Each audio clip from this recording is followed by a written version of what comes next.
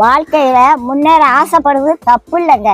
எதையாவது பண்ணி எப்படியாவது முன்னேறிடணும் அப்படிங்க நினைக்க கூடாது. அப்படி நினைச்சா ஏதாவது சிக்கல்ல மாட்டிக்கிடுவோம். கடவுள் உங்களை ஏத்த வேலையில உயர்த்த வருங்க. சில பேரு எப்படியாவது காசு பணத்தை சம்பாதிச்சிடணும், அப்பதான் வயசான காலத்துல நிம்மதியா உட்கார்ந்து சாப்பிடலான்னு நினைப்பாங்க.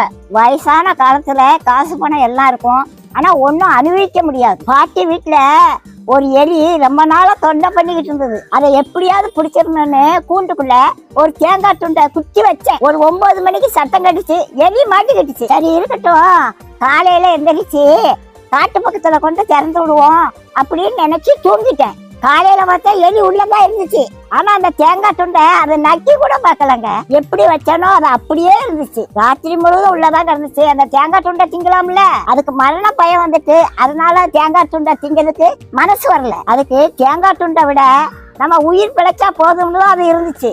அதே மாதிரிதாங்க காசு பணத்தை சேர்த்து வச்சாங்க.